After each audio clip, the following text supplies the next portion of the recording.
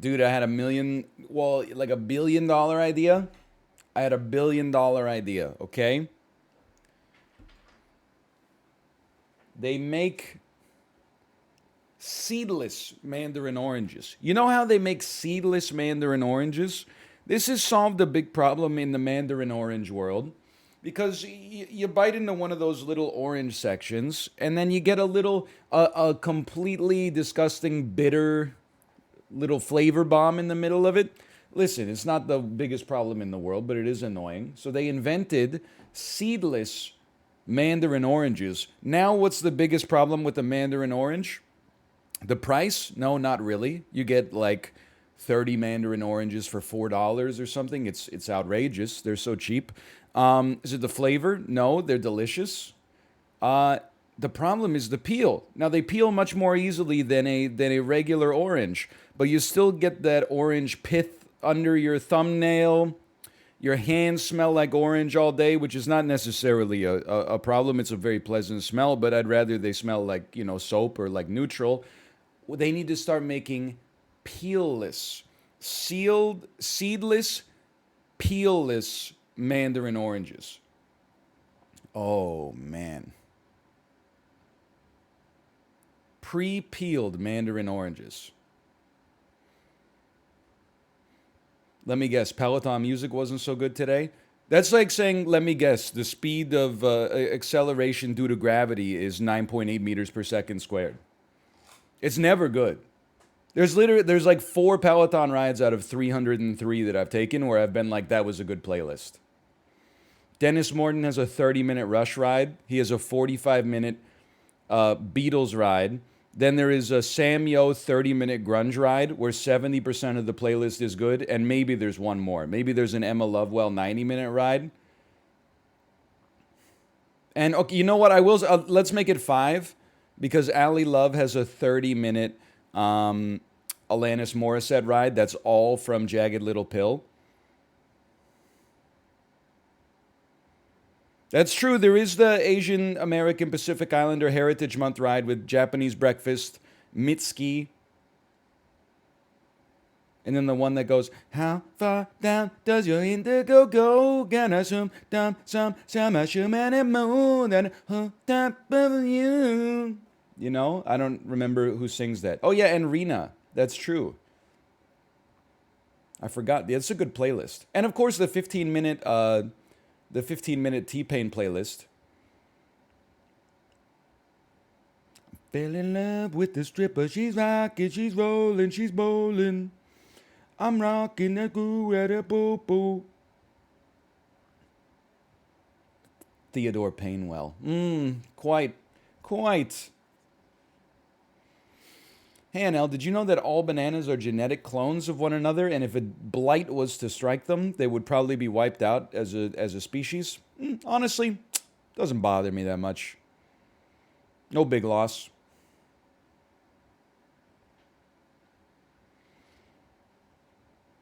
I like the convenience of a banana, but if all grocery stores had bananas ripped from their stock and then never came back, I don't know if I would.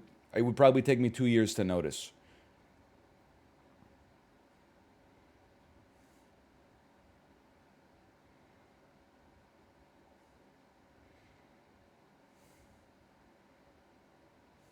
Where are you going to get your potassium? I don't know, like in ambient amounts from every food that I eat. How come you went from getting a degree in biology to being an English teacher in South Korea? Um, no passion for biology after 4 years of study combined with no prospects. Combined with stop me if you've heard this one before. No offense, if anybody's getting a degree in biology right now, a bachelor's degree. A bachelor's degree in biology doesn't qualify you for anything except like clerical white collar office work. If you want to work as a scientist, you pretty much need to get your master's or beyond. The 4 year degree in biology is essentially like getting like your elementary school diploma, but on a collegiate level. It's more difficult, don't get me wrong. but it really opens up like very, very limited prospects for you. I'm sorry to say. So I think it's, if you want to work in academia or you want to work as a like a laboratory tech or something like that, you have to go through it in order to get beyond it. But after finishing 4 years of biology, I was like, I don't want to do this shit for the rest of my life. So instead, I was like, hey, I'm 21 years old or something like that. Let's just go fart around in South Korea for a year. And here we are. 12 years later, 13 years later. Do you regret not taking computer science? Actually, like, yeah, a little bit. And I don't, listen, I'm incapable of taking any responsibility for myself. But the culture, at least where I grew up and when I grew up, was essentially that you had to be like engineering pilled to be good at computer science. I always thought I was not a programmer guy because as a teenager, I was like, I didn't know how to computer program, and only turbo nerds took the computer science classes in my high school. If you were book smart, you didn't do computer stuff. If your dad worked for like the university in the computer department, you took computer science classes. So I always thought like you had to be a super engineering minded individual. And then when I felt betrayed when I actually learned coding as an adult, and I was like, they should have, I mean, admittedly, I was in elementary school in the 90s, but like, they should have been introducing this stuff to kids in the 90s because I took to it really easily, actually. Not to say I'm the best in the world. I'm just like, as soon as class one, I was like, I don't know what I'm doing. And then class two, I was like, wait a minute, this fits perfectly into my brain. It turns out I was a turbo nerd all along. What, like it's hard? You got into MIT? What, like that's Legally Blonde? Immutably Blonde, starring Reese Witherspoon's daughter. You got into Caltech Comp Sci? What, like it's hard? Reese Witherspoon's daughter gets broken up with by somebody that's going to Caltech Computer Science and then uses that breakup energy to solve the classic problem of P equals NP. And then in the sequel, we see the catastrophic implications of online network security as a result of the fundamental degradation of one of the most fundamental principles of computer science.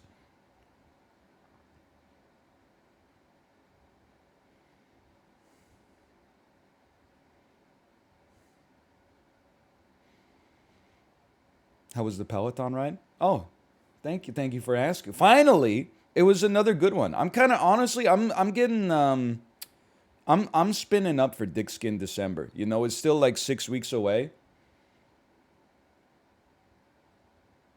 but you gotta get your head in the right place early. You gotta build a good foundation. Yesterday, 381 kilojoules, 30 minutes. It's an average of like, I don't know, 212 watts or something like that. Today, 386 kilojoules in 30 minutes.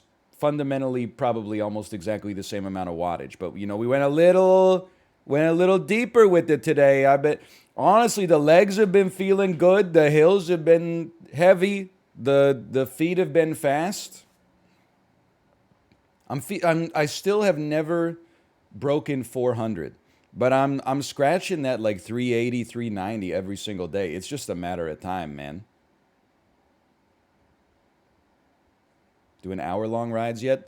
I've been doing 45-minute rides on the weekends when I have more time in the morning. I need to do Power Zone, but honestly, like the thing stopping me from doing Power Zone is that the FTP test sounds like miserable. I know it's only like 20 minutes, but 20 minutes of like all out, like 100% effort sounds miserable.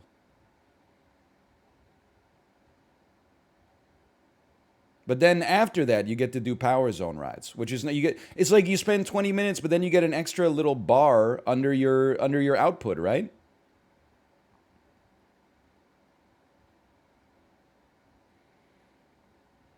That might be worth it. Unfortunately, then that means once I do it, I have to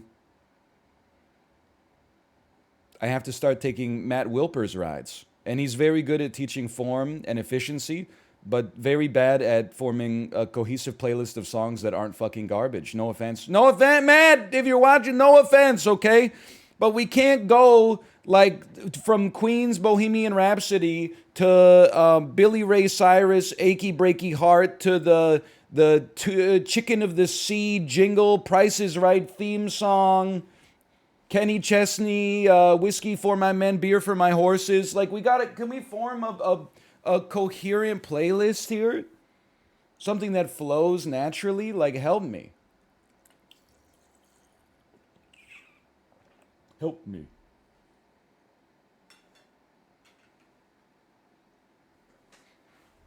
I used to stay on the stair climber until it shut itself off at 99.59.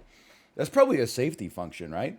I used to live in an apartment where there was an apartment gym. The gym used to have a pool in it. Then, when new people bought the building, they plastered over the pool. They put like plywood on top of the pool, and then like floor joists and stuff. They built like a stable floor on top of the pool, and then they put all of their cardio equipment on top of the pool. Okay, it's not a problem. It would seem safe. Nobody ever fell in or anything like that. But what would happen is like while you were running on the treadmill, I think it would you're creating these vibrations. The vibrations would then go into the cavernous pool underneath the floor, multiply by the other vibrations you're sending down there, like rattle off the edges of this pool, and then like reflect back up through the treadmill. Every once in a while, you would just hit like a resonance, and the treadmill would shut off. I don't think it was due to like electrical interference or something, but just like it just like hit you with a concussive blast that would make the treadmill lose all power. Very frustrating. You're finally getting that runner's high, and then because when a treadmill loses power instantly, that's very annoying. Because you're like in the middle of the treadmill, and then a millisecond later, your torso's colliding with the control panel. Anyway.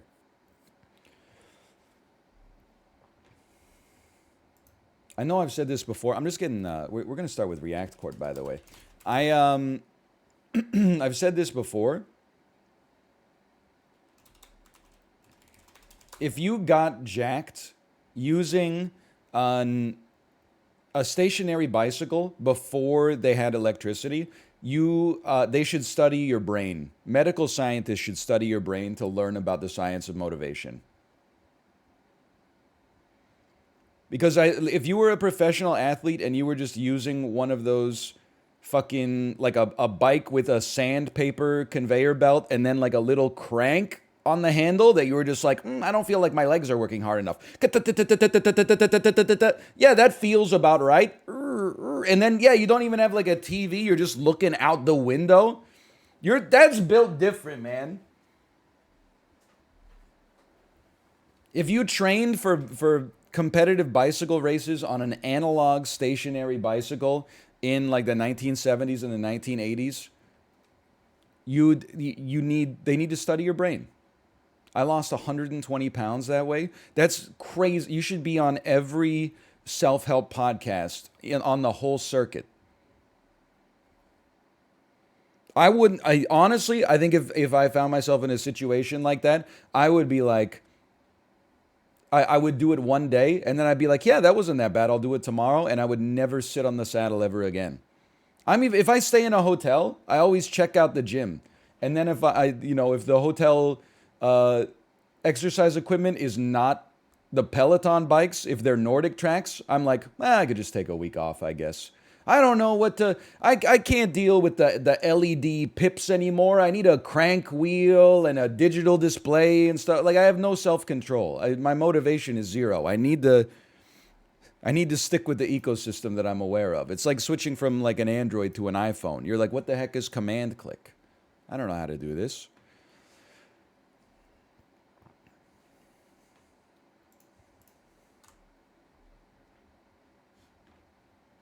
I'ma buy you a drink. I'ma take you home with me. I got money in the bank. Try shorty what to do to find me in the big Cadillac. To make me like, ooh, ooh, ooh. Sorry.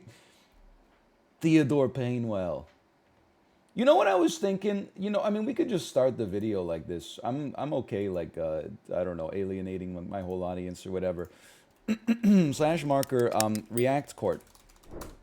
I'm not saying that Austin Powers 1 is the best comedy ever made. It's not even the best comedy of the 90s. It's probably not even the best comedy of 1997. But I was thinking about how so many of the quotes live in my head completely rent free.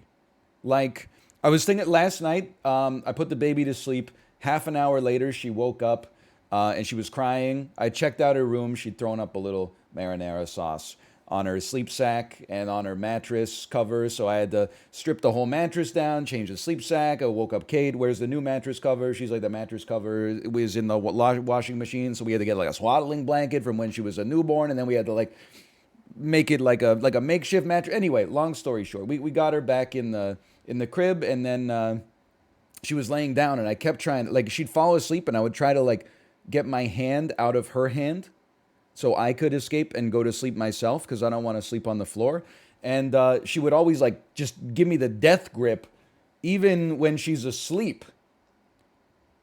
It was crazy, and I kept thinking, Austin needs his hand back. You know, when he's getting a call from Basil Exposition to go visit a lot of vagina after his night with Vanessa, and the phone goes, and then obvious. So that's one Austin Powers thing that lives in my head rent free. Whenever you take a long pee, that's like Austin Powers when he's woken up from the unfreezing process.